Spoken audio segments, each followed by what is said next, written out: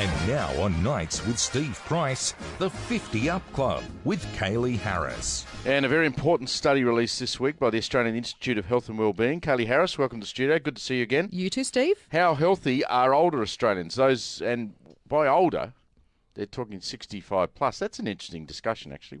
What's the definition of older? Well, in this case, for the purposes of this survey, it's over 65, but it's been skewed slightly because they've taken into consideration Indigenous Australians who don't live as long as white Australians. So it's kind of it's a bit of a balance you've got to get right. But we are healthy. Look, 93% of us aren't smoking over 65. I say us. But you know what I mean by that. You're confessing. Well, I guess so, yeah. And yeah, that's we a are. high figure, though. So few people now smoke. That's amazing. That's right, and 41% report being active during the preceding week. So that's great news as well. Again, what's the definition of active? Walk to the letterbox instead of drive your car. No, I think sort of active comparative to doing something other than that. You know, maybe getting out for a walk or walking the dog or something like that. That's good. Yes, it is. So good, the message is getting through. Yep. And most older Australians own their own home. Well, given we're having this great debate about older Australians in their houses and how to get them out, that's probably not surprising. Yep, 76% of us own our own home, and 500,000 were engaged in paid employment, which is not bad. I mean, it's not a huge figure, 500,000 out of a population of 23, 24 million, but it's still a fair bit when you consider, again, they're over 65. But that is going up, and that's going up because the pension age is going up, and the demand from the government to keep working longer is going up, and your superannuation's going backwards. So yeah, that's and why we're living people are longer, working. so we have to, right?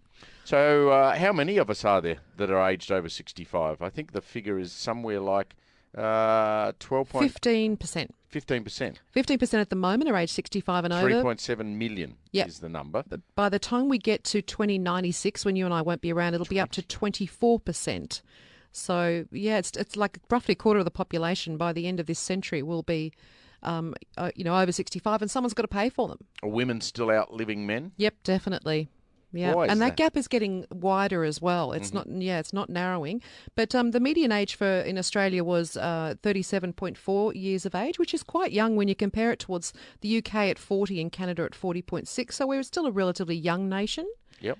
And the interesting fact I found as well that 25% of people over 65 were born in a non-English speaking country, and those countries are Italy, Greece, New Zealand, New Zealand's an English speaking country, and Germany.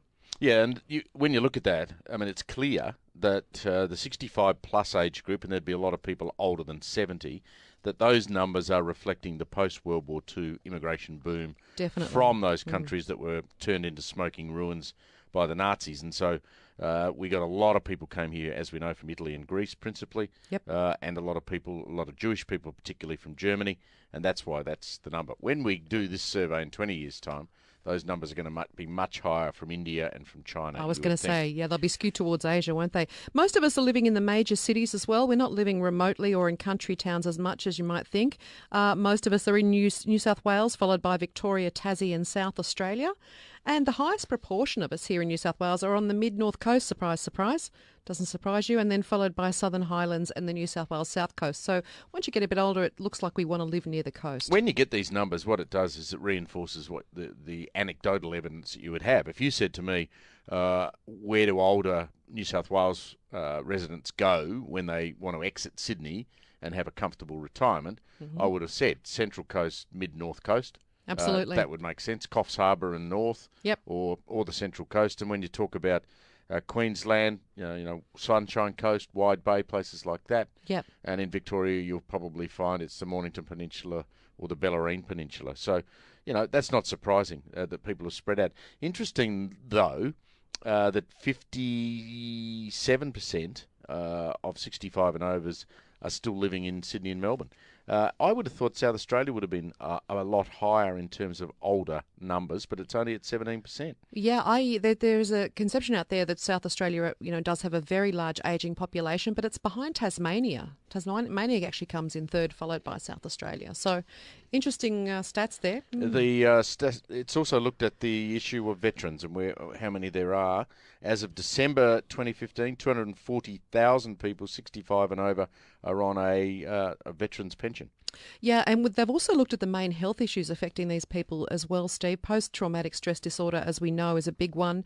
Tinnitus is big, alcohol dependence and abuse, and solar keratosis, which is basically skin conditions and exposure to the sun. So that, yeah, it's still a worrying concern that our DVA pensioners are not sort of getting the support that they need, according to this. 1 in 10 older Australians, as you said, got a job. 7 in 10 older Australians own their own home, which is a very high level of home ownership. And 3 in 10 older Australians are volunteering still, which is nice. Yeah, and I'd like to see that number go up a little bit more, but it's nice that there's 3 in 10 that are doing it. And 2 in 3 did not use any aged care services in the last 12 months. Kayley Harris from 50 Up's with us. You've written a piece about that hard conversation that I suspect I'm going to have to have at some point. I've got an 87-year-old father and an 83-year-old mother, both living in a unit that's level and ground floor and close to services.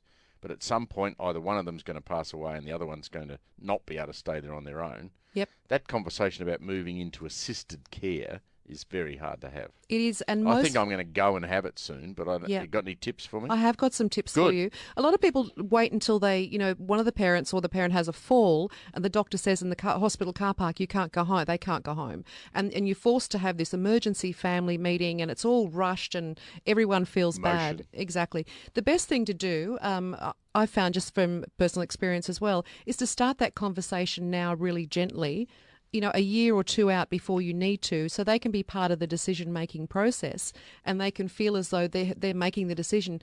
What a lot of families do is the families all fly in, the siblings all fly in, sit down, have a meeting, and they want a resolution in that quick 2-hour meeting. Okay, we've got to make this happen because everyone's here, let's do it. And that doesn't sit well with older people. It's too pressurised. They don't want to feel as though they can't cope anymore. So turning the conversation around to make it, well, how can we help you to live independently? How can we help you to live your best life possible?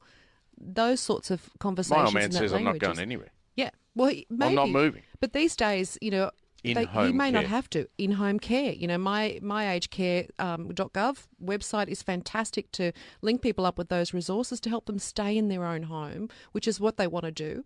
And I think it's best for them as well. Going to have to have the driving conversation at some point too. That's not going to be pleasant. Kayley Harris from 50 Up, thank you. See you next week. See you, Steve.